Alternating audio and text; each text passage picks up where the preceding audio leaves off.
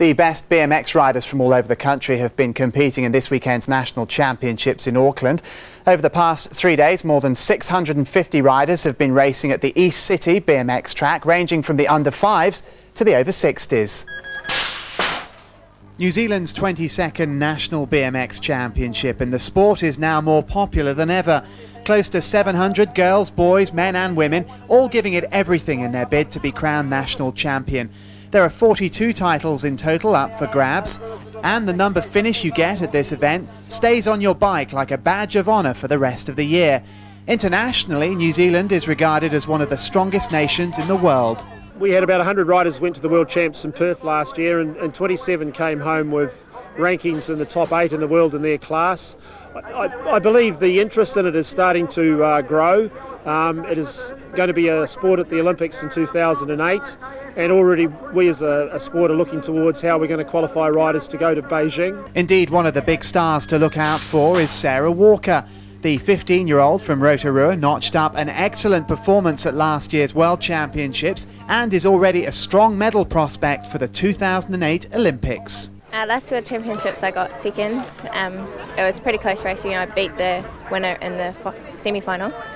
But this year I hopefully do better.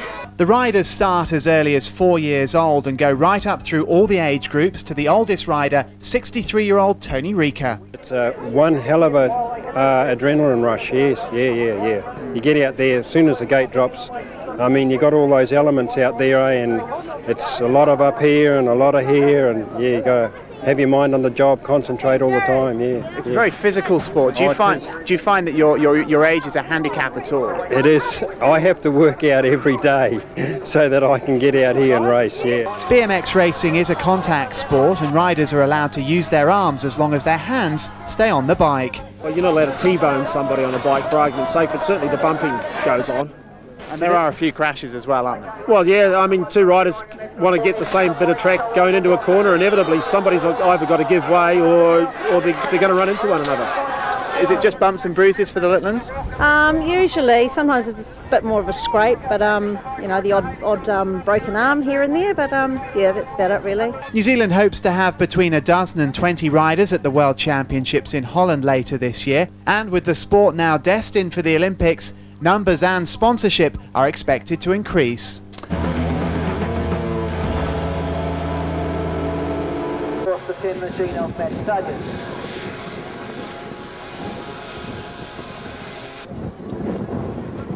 Semi-final.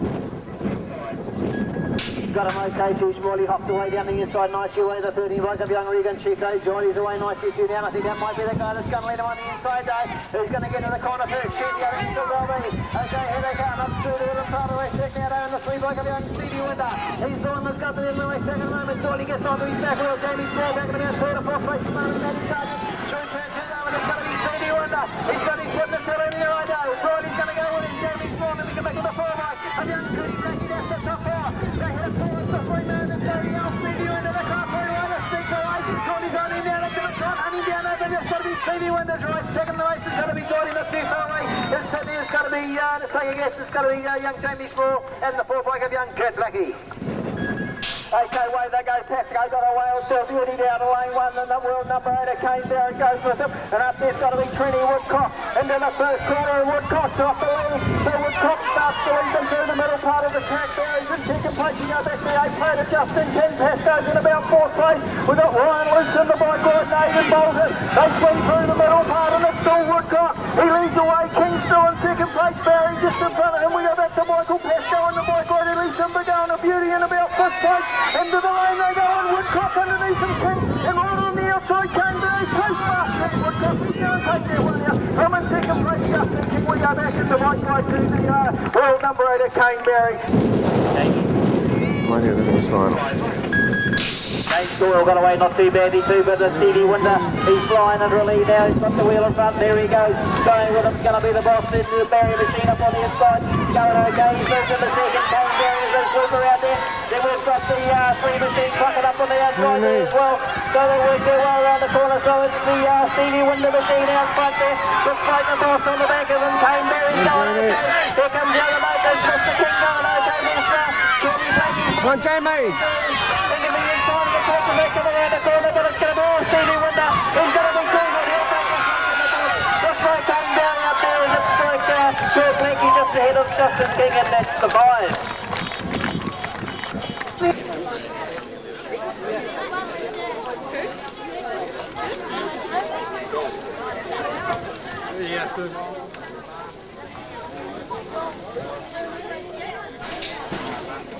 Do you think Jamie got in or?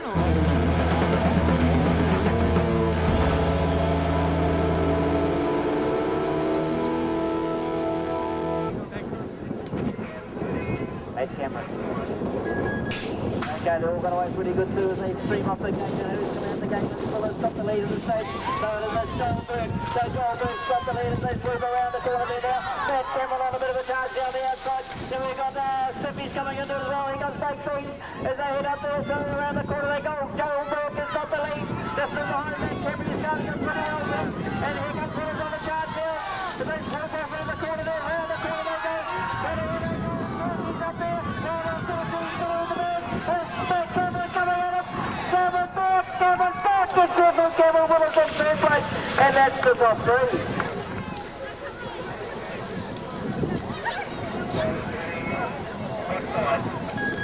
Done an okay too. Old Bakery's on the inside. Come out like a startle, rabbit away. So Old Dorothy on the inside. Where's Wallace? In the red line on the outside. They get to the first corner. Old Bakery's just going to leave into the corner. Becky on the outside. He's just down the inside. Coming up for a bike of young reached off at that service at the moment. I think that's through the next part of the race. Taking Old Berkey's going to stick up on the inside. But Old Bakery's won't have a bar of it. In second place, here's Mark Wallace on the move. They're right back to reach off it. I'm trying to hunt down Bakery's. Walk up to him. Towards the swing out. And it's the one by the young Stubby. And there we go. Becky's out after. Bakery Wallace on the inside.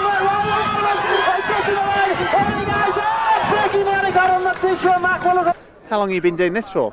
For 12 years, yes, I've been competing. This is my 12th national. Yeah. You still enjoying it? Oh, I love it, yes. We've got 3 grandchildren who race as well, and so we support them. Wonderful family sport. Yeah. What about your age group? I mean, presumably there are riders that are a bit younger than you. Yeah, they are. I'm the oldest, and like most of them have got at least 10 years, 13, 15 years on me, yeah. So I've really got to work hard, yeah. But it's good, yeah.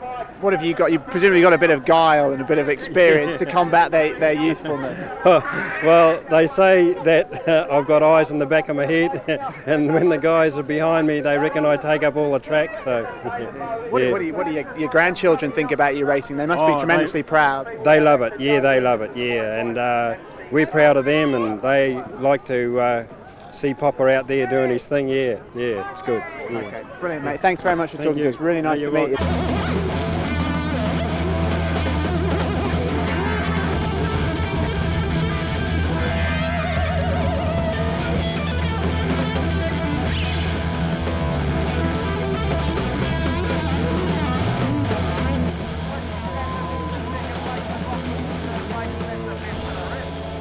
I mean, you've won the national championships a few times. What's the key, as far as you're concerned, to staying at the top for so long? How hard do you have to work at it? Yeah, it's pretty hard. You still got to go to the gym, go and do the sprints, go and do the track work. So it's a lot of dedication and time. Would this be pro for you or semi-pro? Or? Yeah, it's like semi-pro. I end up getting some cash, but it's just pocket money, really. The national championships 5 times. Is the hunger still there? Yeah, definitely. There's always room for more number ones on the mantelpiece. And this year you're back in the elite class again. Just how competitive a class is that in New Zealand? Oh, it's so competitive. Like our New Zealand guys can go pretty well overseas. I mean, all the guys are pretty young. I'm probably the oldest. That's the only thing.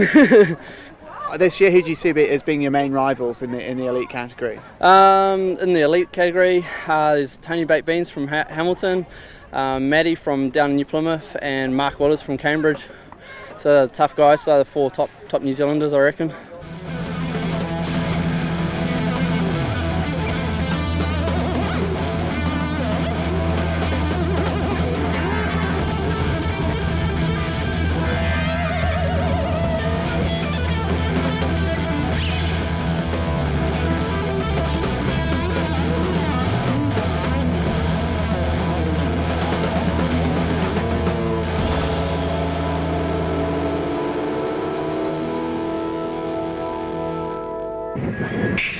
got him okay. Trini just a winning style, half a biting coffee now. They put on the inside. It's got to be old Josh on the way. My cheek goes to the line now.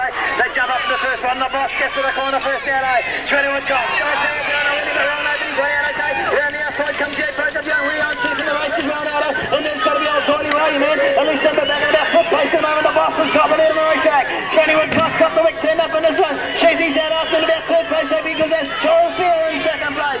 On the swing now, and Trini would go. He's the one that's going to lead the 11 and 12-year-old cruisers in the race for the last time today. Brian, the boss is too quick. Here gets the second prize. Keithy gets the third, not too far away. With young Stephen Murphy, and that's the top four. Right.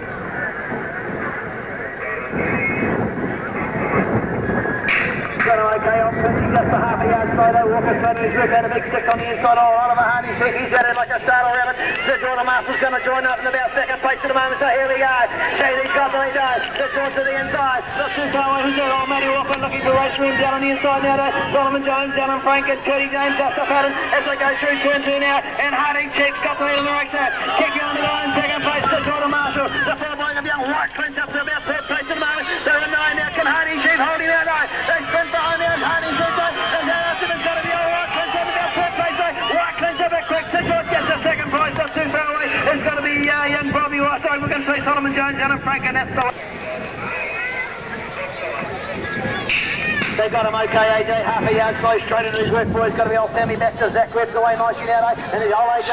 Okay, but I'll tell you what, old Zach Webb's going to get to the corner first now, AJ gets onto his back wheel. We'll pick up the best of the rest, boys. Got to be old Nicholas Mackey, not too far away, and the 12 plate has got to be old Carl Ellis all the way from Cambridge. The big guns up front though, Zach Webb and AJ Henry, these two now. Old Zach Webb starts to steg away. AJ looks like he's condemned with about second place at the moment. Then we go back to Nicholas Mackey and the 12 plate of Carl Ellis in the swing though. It's all right, Zach Webb. He's got this one drawn up. AJ gets the second prize. The fight's going to be for third though. Number 7 down on the inside, old Nicholas Mackey. What a move, man. He gets the third one, and not too far away, Carl Ellis, and that's the 4. Last but not least is Ryan Jordan from the Hamilton Club as well. There you go. Sponsored by CRC. These guys might want a bit of CRC after this. Okay, they get away pretty good too. Oh, they all roll off the gate nicely too, but the Maritime Machines are straight into the wall, and he's got the lead. So Cody's got the lead here now, and already he's going nuts as they work their way off there. Joshua the drop is going okay too. They swing around the water. It's going to be the Clay Maritime Machines, the good the Newfoundland rider just in behind here is going to be old Cody Oliver. He's been going well all weekend too. Just listen to the guys who comes up there. Here's old Joshua McLaughlin. He's in the bike ride too as they swoop around, but it's the Maritime Machine on the gas at the moment. Here comes Mr. Oliver now, starting to speak on the outside of the machine. Going okay too, they work up there. Trying to pick up the second number, the 152, that's all Harrisburg with Becky in third place. And we've got Joshua McLaughlin. The number coming up 3 or 4 or 7 or 75. But it's all Cody Clay Miracle. He'll take this one out from Mr. Oliver from the best young Cody. Then we've got the other machine up there. Has to be Harrisburg. Okay, 6.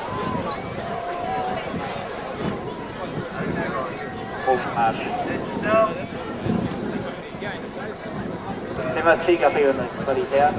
They're eliminating a bit of them.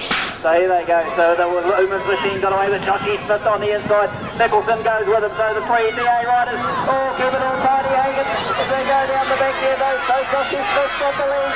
He comes out front there from the Lumen's machine, the 104. There's the other one in the right going okay. Here half up in the other.